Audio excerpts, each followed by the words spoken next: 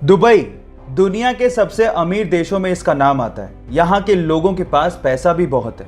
मैं मानता हूँ कि आप पैसों से बहुत कुछ खरीद सकते हैं, लेकिन अच्छी सेहत शायद नहीं। जहाँ एक और दुबई का नाम सबसे अमीर देशों में आता है, वहीं इसी देश का नाम सबसे मोटे लोगों की देशों की सूची में भी ऊपर है। और इसी प्रॉब्लम को दूर करने के लिए वहाँ की गवर्नमेंट ने अपने मोटे सिटीजन्स के लिए एक स्कीम निकाली है। इस स्कीम के मुताबिक अगर कोई मोटा सिटीजन अपना 1 किलोग्राम वजन कम करता है तो गवर्नमेंट की तरफ से उसे 2 ग्राम सोना दिया जाता है। इससे अच्छा मोटिवेशन और क्या हो सकता है। आपको ये इंटरेस्टिंग फैक्ट जान के कैसा लगा, चैट सेक्शन में लिखना मत भूलिएगा। गाइस, इस वीडियो में आपको एक बंदा गरम गरम लावे में अपना हाथ डालता हुआ दिख रहा होगा।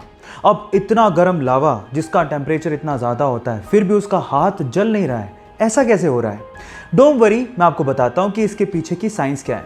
एक्चुअली जब भी कोई गरम चीज एकदम ठंडी चीज के कांटेक्ट में आती है तो कुछ मिली सेकंड के लिए उन दोनों चीजों के बीच में एक लेयर बन जाती है। अब इस बंदे ने लावे में हाथ डालने से पहले ठंडे पानी में हाथ डाला और उसके बाद लावे को वो टच कर रहा था, तो उस मिली सेकंड के लिए दोनों चीजों के बीच में लेयर थी जिससे उसका हाथ जला नहीं, प्रोटेक्ट रहा। इस इफेक्ट को लेडन फ्रोस्ट इफेक्ट भी कहते हैं गाइस। सो इसके पहले तक क्या आप ये इफेक्ट जानते थे? और अगर नहीं जानते थे तो चैट सेक्शन में लिखना मत भूलिएगा।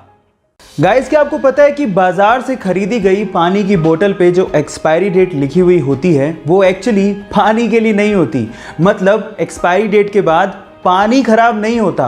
हो गए ना हैरान? पर सवाल ये है कि फिर वो एक्सपायरी डेट किसके लिए होती है? डोंट वरी, मैं आपको बताता हूँ। वो एक्चुअली पानी के लिए ना होकर पानी के बोतल के लिए होती है।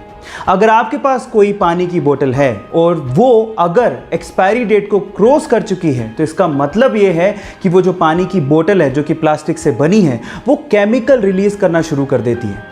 पानी इटसेल्फ खराब नहीं हुआ है, पानी में जम्स पड़ सकते हैं लेकिन पानी खराब नहीं हो सकता। वो प्लास्टिक की बोतल एक्चुअली पानी पे इफेक्ट डाल रही है ना? ये इंटरेस्टिंग। क्या आपको इसके पहले तक ये इफेक्ट पता था? और अगर नहीं पता था तो चैट सेक्शन में लिखना मत भूलिएगा। पीने के पानी की समस्या आज बहुत सारे देशों में है, लेकिन बहुत ही कम देश ऐसे हैं जिन्होंने पेरू देश के जैसे इस समस्या का समाधान निकाला हो। जी हाँ गाइस, पेरू देश में भी बहुत सारे ऐसे इलाके हैं जहां पर पीने के पानी की बहुत ज़्यादा प्रॉब्लम है। तो वहां की गवर्नमेंट ने क्या किया, ऐसे इलाकों में ड्रिंकिंग वाटर बिलबोर्ड्स इंस्टॉल किए। ये ड्रिंकिंग वाटर बिलबोर्ड्स क्या है? डोंट वरी, मैं आपको बताता हूँ।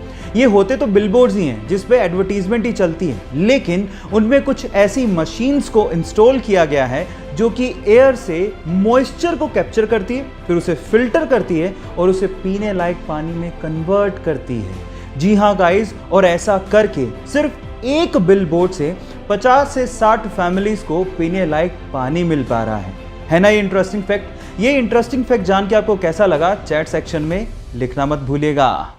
गाइस, अगर आप रेड कलर कोक के केन को पानी में डालेंगे तो आप देखेंगे कि वो डूब जाएगा, लेकिन अगर आप डाइट कोक के केन को पानी में डालेंगे तो वो फ्लोट करने लगेगा। सवाल ये कि ऐसा क्यों होता है? आप में से कई लोग शायद ये कहेंगे कि ये मटेरियल की वजह से होता है जो कि कोक के केन को बनाने में यूज हो रहा है, लेकिन गलत। एक्चुअली ये हो रहा है डिफरेंट टाइप की शुगर को यूज करने की वजह से। आपको मैं आपकी जानकारी के लिए बता दूं कि रेगुलर कोक में रेगुलर शुगर यूज की जाती है, जबकि डाइट कोक में एक आर्टिफिशियल स्वीटनर एस्पर्टाइम को यूज किया जाता है जो कि शुगर से काफी गुना ज्यादा मीठा होता है, जिसकी वजह से उसकी बहुत ही कम क्वांटिटी से काम चल जाता है। और इसी एस्पर्टाइम की वजह से, क्योंकि उसकी क्वांटिटी बहुत कम यूज हुई है, डाइट कोक पानी के मुकाबले बहुत ही कम डेंस होता है और फ्लोट करने लगता है।